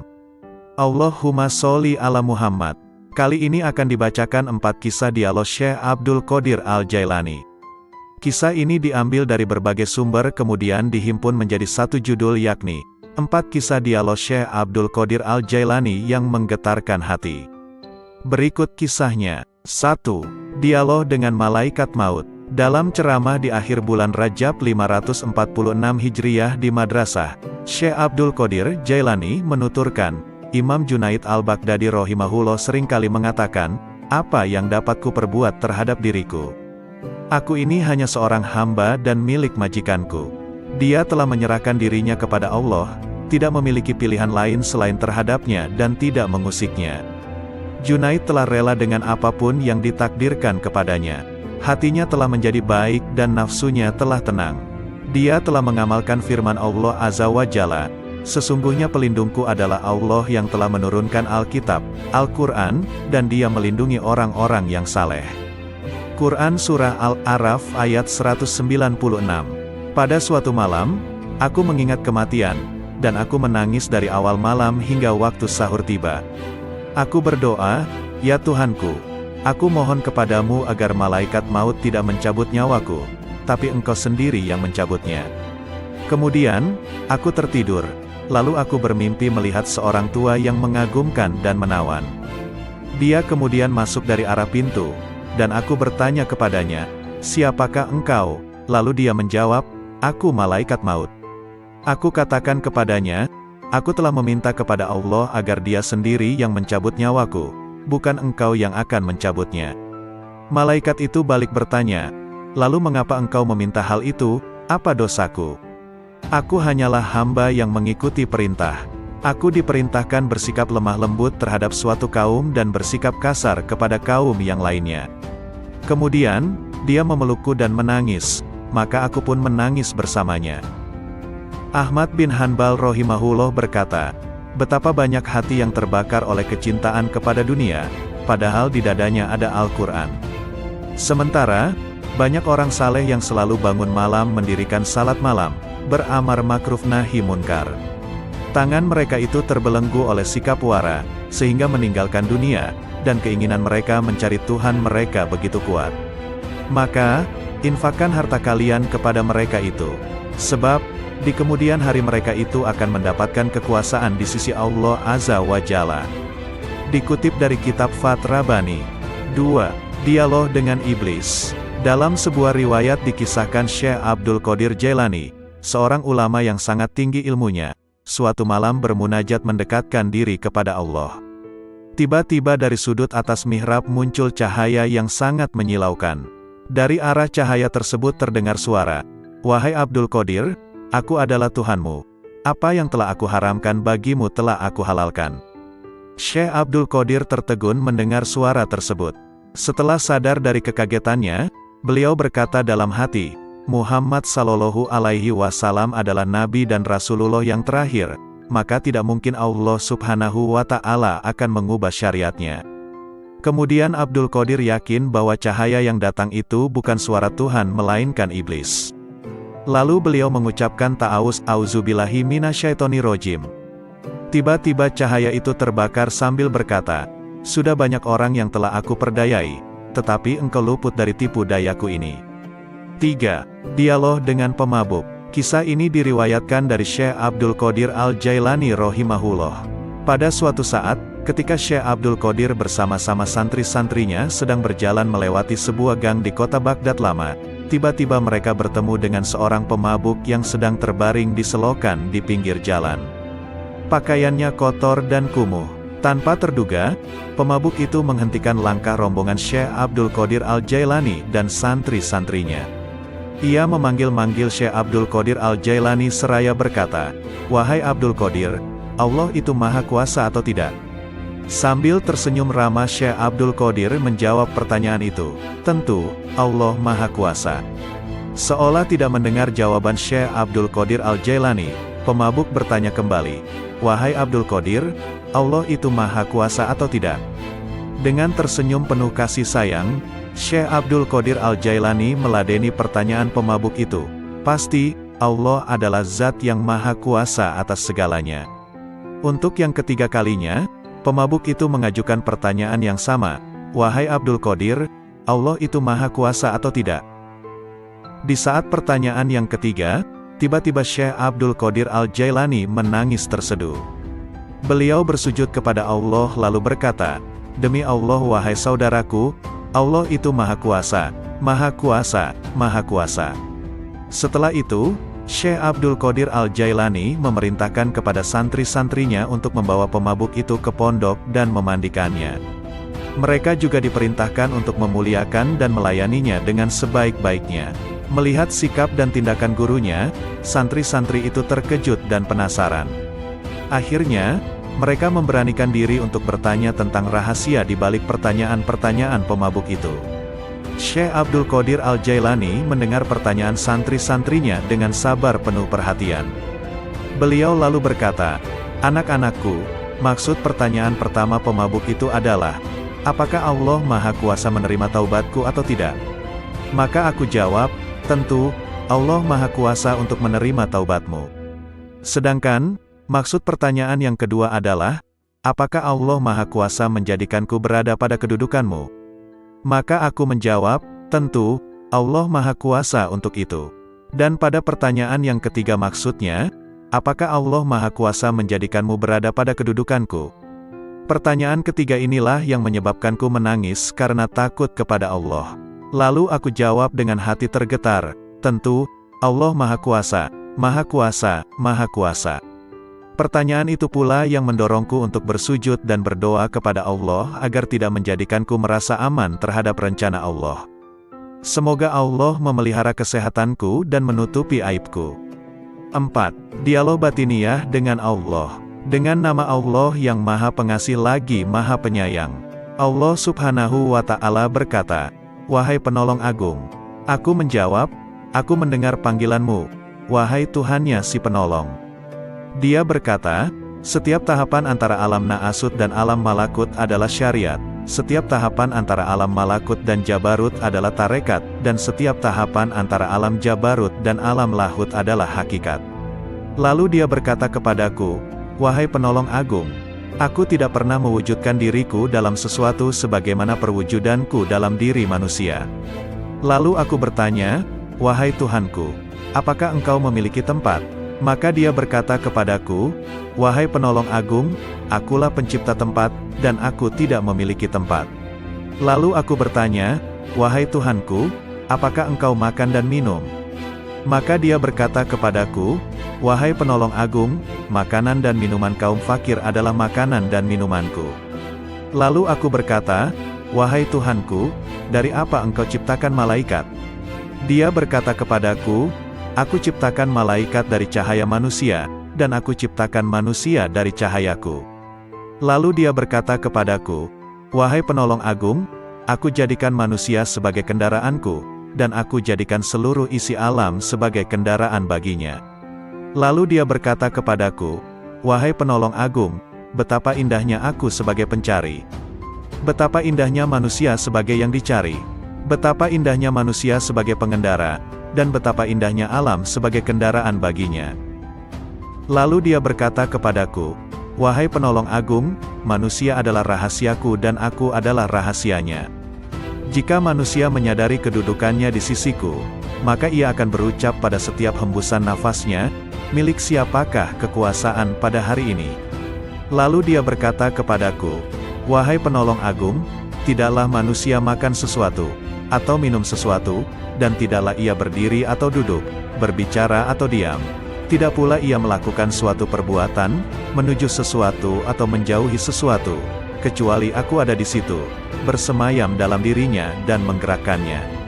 Lalu dia berkata kepadaku, 'Wahai penolong agung, tubuh manusia, jiwanya, hatinya, ruhnya, pendengarannya, penglihatannya, tangannya, kakinya, dan lidahnya, semua itu aku persembahkan kepadanya oleh diriku, untuk diriku.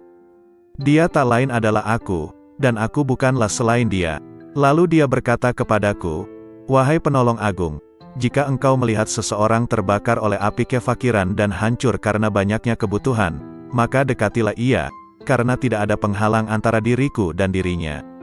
Lalu dia berkata kepadaku, 'Wahai penolong agung, janganlah engkau makan sesuatu atau minum sesuatu dan janganlah engkau tidur, kecuali dengan kehadiran hati yang sadar dan mata yang awas.' Lalu dia berkata kepadaku, 'Wahai penolong agung, barang siapa terhalang dari perjalananku di dalam batin, maka ia akan diuji dengan perjalanan lahir, dan ia tidak akan semakin dekat dariku melainkan justru semakin menjauh dalam perjalanan batin.' Lalu dia berkata kepadaku, 'Wahai penolong agung, kemanunggalan ruhani merupakan keadaan yang tak dapat diungkapkan dengan kata-kata. Siapa yang percaya dengannya sebelum mengalaminya sendiri, maka ia telah kafir. Dan barang siapa menginginkan ibadah setelah mencapai keadaan wusyul, maka ia telah menyekutukan Allah Subhanahu wa Ta'ala.' Lalu dia berkata kepadaku, 'Wahai penolong agung, barang siapa memperoleh kebahagiaan azali, maka selamat atasnya, dia tidak akan terhina selamanya. Dan barang siapa memperoleh kesengsaraan azali, maka celaka baginya, dia tidak akan diterima sama sekali setelah itu. Lalu dia berkata kepadaku, "Wahai penolong agung, aku jadikan kefakiran dan kebutuhan sebagai kendaraan manusia. Barang siapa menaikinya, maka ia telah sampai di tempatnya sebelum menyeberangi gurun dan lembah." Lalu dia berkata kepadaku, "Wahai penolong agung, bila manusia mengetahui apa yang terjadi setelah kematian, tentu ia tidak menginginkan hidup di dunia ini. Dan ia akan berkata di setiap saat dan kesempatan, 'Tuhan, matikan aku.'" Lalu dia berkata kepadaku, "Wahai penolong agung, semua makhluk pada hari kiamat akan dihadapkan kepadaku dalam keadaan tuli, bisu dan buta, lalu merasa rugi dan menangis. Demikian pula di dalam kubur." Lalu dia berkata kepadaku, "Wahai penolong agung, cinta merupakan tirai yang membatasi antara sang pencinta dan yang dicintai. Bila sang pencinta telah padam dari cintanya, berarti ia telah sampai kepada sang kekasih." Lalu dia berkata kepadaku, "Wahai penolong agung, aku melihat ruh-ruh menunggu di dalam jasad-jasad mereka setelah ucapannya, 'Bukankah aku ini Tuhanmu, sampai hari kiamat?' Lalu sang penolong berkata, 'Aku melihat Tuhan yang Maha Agung,' dan dia berkata kepadaku, 'Wahai penolong agung, barang siapa bertanya kepadaku tentang melihat setelah mengetahui, berarti ia terhalang dari pengetahuan tentang melihat. Barang siapa mengira bahwa melihat tidak sama dengan mengetahui, maka berarti ia telah terperdaya oleh melihat Allah Subhanahu wa Ta'ala.' Lalu dia berkata kepadaku, 'Wahai penolong agung, orang fakir dalam pandanganku bukanlah orang yang tidak memiliki apa-apa, melainkan orang fakir adalah ia yang memegang kendali atas segala sesuatu. Bila ia berkata kepada sesuatu, 'Jadilah,' maka terjadilah ia.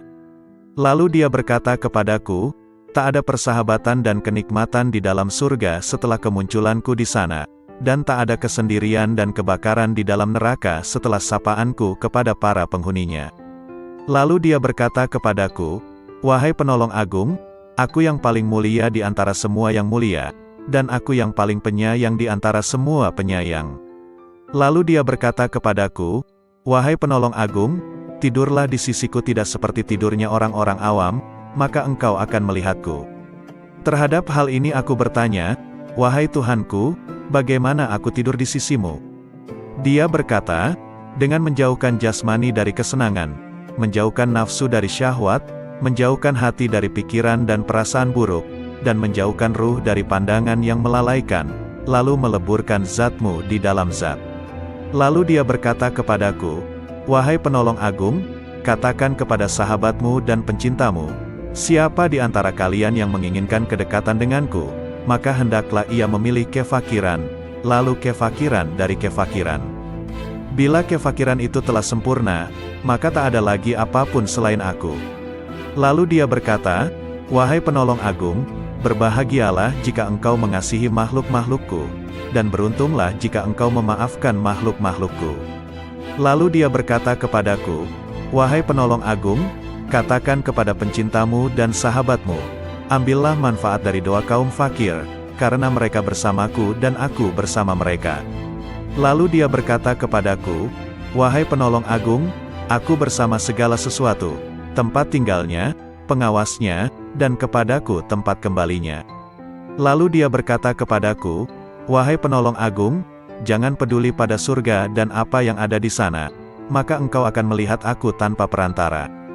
Dan jangan peduli pada neraka serta apa yang ada di sana, maka engkau akan melihat aku tanpa perantara.' Lalu dia berkata kepadaku, 'Wahai penolong agung, para penghuni surga disibukkan oleh surga, dan para penghuni neraka disibukkan olehku.' Lalu dia berkata kepadaku, 'Wahai penolong agung, sebagian penghuni surga berlindung dari kenikmatan, sebagaimana penghuni neraka berlindung dari jilatan api.' Lalu dia berkata kepadaku, 'Wahai penolong agung, barang siapa disibukkan dengan selain aku, maka temannya adalah sabuk pada hari kiamat.' Lalu dia berkata kepadaku, 'Wahai penolong agung, orang-orang yang dekat mencari pertolongan dari kedekatan, sebagaimana orang-orang yang jauh mencari pertolongan dari kejauhan.' Lalu dia berkata kepadaku, 'Wahai penolong agung, Sesungguhnya aku memiliki hamba-hamba yang bukan nabi maupun rasul, yang kedudukan mereka tidak diketahui oleh siapapun dari penghuni dunia maupun penghuni akhirat, dari penghuni surga ataupun neraka, tidak juga malaikat Malik ataupun Ridwan, dan aku tidak menjadikan mereka untuk surga maupun untuk neraka, tidak untuk pahala ataupun siksa, tidak untuk bidadari, istana maupun pelayan-pelayan mudanya. Maka beruntunglah orang yang mempercayai mereka meski belum mengenal mereka. Lalu dia berkata kepadaku, "Wahai penolong agung, engkau adalah salah satu dari mereka. Dan di antara tanda-tanda mereka di dunia adalah tubuh-tubuh mereka terbakar karena sedikitnya makan dan minum, nafsu mereka telah hangus dari syahwat, hati mereka telah hangus dari pikiran dan perasaan buruk, ruh-ruh mereka juga telah hangus dari pandangan yang melalaikan. Mereka adalah pemilik keabadian yang terbakar oleh cahaya perjumpaan." Lalu dia berkata kepadaku, "Wahai penolong agung, bila seseorang yang haus datang kepadamu di hari yang amat panas, sedangkan engkau memiliki air dingin dan engkau sedang tidak membutuhkan air, jika engkau menahan air itu baginya, maka engkau adalah orang yang paling kikir. Bagaimana aku menolak mereka dari rahmatku, padahal aku telah menetapkan atas diriku, bahwa aku paling pengasih di antara yang mengasihi." Lalu dia berkata kepadaku, "Wahai penolong agung, tak seorang pun dari ahli maksiat yang jauh dariku, dan tak seorang pun dari ahli ketaatan yang dekat dariku."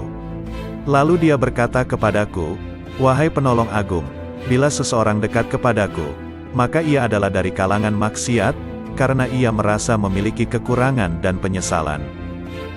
Lalu dia berkata kepadaku, "Wahai penolong agung, merasa memiliki kekurangan merupakan sumber cahaya, dan mengagumi cahaya diri sendiri merupakan sumber kegelapan."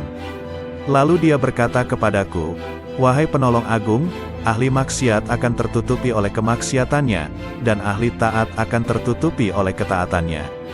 Dan aku memiliki hamba-hamba selain mereka, yang tidak ditimpa kesedihan maksiat dan keresahan ketaatan."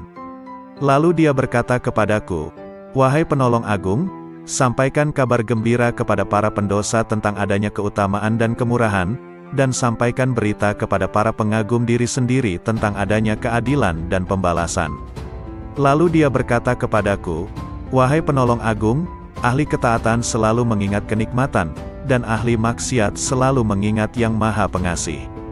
Lalu dia berkata kepadaku, "Wahai penolong agung, aku dekat dengan pelaku maksiat setelah ia berhenti dari kemaksiatannya, dan aku jauh dari orang yang taat setelah ia berhenti dari ketaatannya." Lalu dia berkata kepadaku, "Wahai penolong agung, aku menciptakan orang awam namun mereka tidak mampu memandang cahaya kebesaranku, maka aku meletakkan tirai kegelapan di antara diriku dan mereka. Dan aku menciptakan orang-orang khusus namun mereka tidak mampu mendekatiku dan mereka sebagai tirai penghalang." Lalu dia berkata kepadaku, "Wahai penolong agung, katakan kepada para sahabatmu, siapa di antara mereka yang ingin sampai kepadaku, maka ia harus keluar dari segala sesuatu selain aku." Lalu dia berkata kepadaku, "Wahai penolong agung, keluarlah dari batas dunia, maka engkau akan sampai ke akhirat. Dan keluarlah dari batas akhirat, maka engkau akan sampai kepadaku." Lalu dia berkata kepadaku, "Wahai penolong agung, keluarlah engkau dari raga dan jiwamu, lalu keluarlah dari hati dan ruhmu, lalu keluarlah dari hukum dan perintah, maka engkau akan sampai kepadaku." Maka aku bertanya, "Wahai Tuhanku, salat seperti apa yang paling dekat denganmu?" Dia berkata, "Salat yang di dalamnya tiada apapun kecuali aku, dan orang yang melakukannya lenyap dari salatnya dan tenggelam karenanya." Lalu aku berkata, "Wahai Tuhanku, puasa seperti apa yang paling utama di sisimu?" Dia berkata, "Puasa yang di dalamnya tiada apapun selain aku, dan orang yang melakukannya lenyap darinya." Lalu aku berkata, "Wahai Tuhanku, amal apa yang paling utama di sisimu?" Dia berkata, "Amal yang di dalamnya tiada apapun selain aku, baik itu surga ataupun neraka, dan pelakunya lenyap darinya." Lalu aku berkata, "Wahai Tuhanku, tangisan seperti apa yang paling utama di sisimu?" Dia berkata, "Tangisan orang-orang yang tertawa." Lalu aku berkata, "Wahai Tuhanku, tertawa seperti apa yang paling utama di sisimu?" Dia berkata, "Tertawanya orang-orang yang menangis karena bertobat." Lalu aku berkata, "Wahai Tuhanku, tobat seperti apa yang paling utama di sisimu?" Dia menjawab, "Tobatnya orang-orang yang suci." Lalu aku bertanya, "Wahai Tuhanku, kesucian seperti apa yang paling utama di sisimu?" Dia menjawab, "Kesucian orang-orang yang bertobat." Lalu dia berkata kepadaku, "Wahai penolong agung, pencari ilmu di mataku tidak mempunyai jalan kecuali setelah ia mengakui kebodohannya, karena jika ia tidak melepaskan ilmu yang ada padanya, ia akan menjadi setan." Berkatalah sang penolong agung, "Aku bertemu Tuhanku Subhanahu wa Ta'ala dan aku bertanya kepadanya, 'Wahai Tuhan, apa makna kerinduan?' Ish." Dia menjawab, "Wahai penolong agung, engkau mesti merindukanku dan mengosongkan hatimu dari selain aku." Lalu dia berkata kepadaku, "Wahai penolong agung, jika engkau mengerti bentuk kerinduan maka engkau harus lenyap dari kerinduan, karena ia merupakan penghalang antara si perindu dan yang dirindukan." Lalu dia berkata kepadaku, "Wahai penolong agung, bila engkau berniat melakukan tobat, maka pertama kali engkau harus bertobat dari nafsu, lalu mengeluarkan pikiran dan perasaan buruk dari hati dengan mengusir kegelisahan dosa, maka engkau akan sampai kepadaku. Dan hendaknya engkau bersabar, karena bila tidak bersabar berarti engkau hanya bermain-main belaka." Lalu dia berkata kepadaku, "Wahai penolong agung, bila engkau ingin memasuki wilayahku, maka hendaknya engkau tidak berpaling kepada alam mulk, alam malakut, maupun alam jabarut. Karena alam mulk adalah setannya orang berilmu, dan malakut adalah setannya ahli makrifat, dan jabarut adalah setannya orang yang sadar. Siapa yang puas dengan salah satu dari ketiganya, maka ia akan terusir dari sisiku." Dan dia berkata kepadaku, "Wahai penolong agung, perjuangan spiritual adalah salah satu lautan di samudera penyaksian dan telah dipilih oleh orang-orang yang sadar. Barang siapa hendak masuk ke samudera musyahadah, maka ia harus memilih mujahadah, karena mujahadah merupakan benih dari musyahadah dan musyahadah tanpa mujahadah adalah mustahil. Barang siapa telah memilih mujahadah, maka ia akan mengalami musyahadah, dikehendaki atau tidak dikehendaki." Dan dia berkata kepadaku, "Wahai penolong agung, para pencari jalan spiritual tidak dapat berjalan tanpa mujahadah, sebagaimana mereka tak dapat melakukannya tanpa aku." Dan dia berkata kepadaku, "Akan ilmu." Dan dia berkata kepadaku, "Wahai penolong agung, berbahagialah seorang hamba yang hatinya condong kepada mujahadah, dan celakalah bagi hamba yang hatinya condong kepada syahwat." Lalu aku bertanya kepada Tuhanku Subhanahu wa Ta'ala tentang Miraj. Dia berkata, "Miraj adalah naik meninggalkan segala sesuatu kecuali aku, dan kesempurnaan Miraj adalah pandangan tidak berpaling dan tidak pula melampauinya." Lalu dia berkata kepadaku, "Wahai penolong agung, tidak ada salat bagi orang yang tidak melakukan Miraj kepadaku." Lalu dia berkata kepadaku, "Wahai penolong agung, orang yang kehilangan salatnya adalah orang yang tidak Miraj kepadaku."